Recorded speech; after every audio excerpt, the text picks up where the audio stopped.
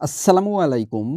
এখন রমজান মাস চলতেছে। আর রমজান মাসে রোজা রেখে খামারের সব কাজ করাটা কতটা কষ্টকর, যারা এই সেক্টরে আছেন তারাই বুঝতে পারবেন এই ব্যাপারটা।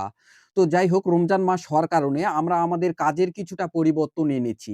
বিশেষ করে আমরা আমাদের শেডগুলা দিনে ২-৩ বার পরিষ্কার করে থাকি। একবার জহরের নামাজের সময়, আরেকবার এশার নামাজ পড়ে পরিষ্কার করি, আরেকবার ফজরের নামাজ পড়ে পরিষ্কার করে থাকি। তো বরাবরের মতো আজকেও আমরা ফজরের নামাজ পড়ে শেডগুলা পরিষ্কার করার পর গরুগুলাকে খাবার খেতে দিই। আমরা আগের দিন যে ঘাস কাটি, ওই ঘাসের খানিকটা পরের দিন সকালের জন্য রাখি।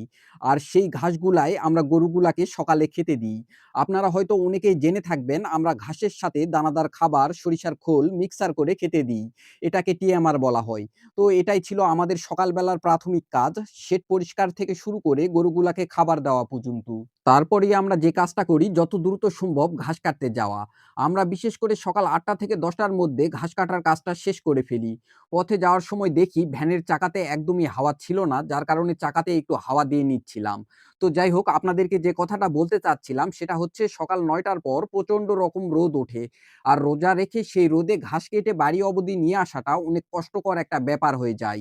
যার কারণে আমরা সকাল, সকাল ঘাস কাটার ঝামেলাটা শেষ করে ফেলি। এখন কিছু কথা বলি। সেটা হচ্ছে, শীতকাল মোটামুটি শেষ। আর এখনই ঘাসের ব্যাপক পরিমাণে ফলন হয় বা হচ্ছে। কিছুদিন আগেই ৩০ থেকে ৪০ টা ছোপ কাটার পরও আমাদের প্রয়োজনীয় ঘাস হতো না। আলহামদুলিল্লাহ, এখন আমাদের ৩০ থেকে ৩৫ টা ছোপ কাটলেই প্রয়োজনীয় ঘাস হয়ে যাচ্ছে। মার্চ থেকে জুন মাস পর্যন্ত এই সময় ঘাসের ব্যাপক পরিমাণে ফলন হয়। এই সময় ঘাস দ্রুত লম্বা হয়। ভিডিওতে দেখতেই পারতেছেন, আমাদের এই ঘাসগুলা মোটামুটি ৬ থেকে ৬.৫ ফুট পর্যন্ত লম্বা হয়েছে। এর পাশাপাশি কান্ডগুলা অনেক মোটা হয় আর রসালো হয়। যার কারণে বুঝতেই পারতেছেন, ঘাসের বোঝাগুলা অনেক ভারী হয়ে থাকে।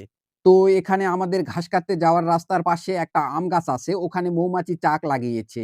আসলে চাকের গঠন দেখে মনে হলো ওরা এখানে বাসা বাঁধেনি, ২-১ দিন বিশ্রাম নিবে হয়তো। তো যাই হোক, যেটা বলতেছিলাম, আমাদের একেকটা ঘাসের বোঝার ওজন আনুমানিক ৪০ থেকে ৫০ কেজির মতো হয়ে থাকে। তো বুঝতেই পারতেছেন, রোজা রেখে ৪০ থেকে ৫০ কেজির একটা বোঝা বহন করা কতটা কষ্টের।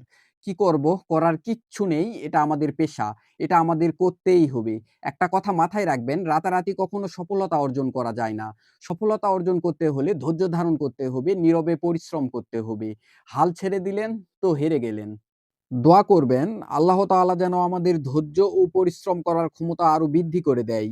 আমরাও দোয়া করি, যে, যে পেশায় আছে আল্লাহ তাআলা তার পেশায় বরকত বৃদ্ধি করে দিক এবং সৎ পথে থাকার তৌফিক দান করুক। আজকে এই পর্যন্তই। ভালো থাকবেন, সুস্থ থাকবেন। আসসালামু আলাইকুম।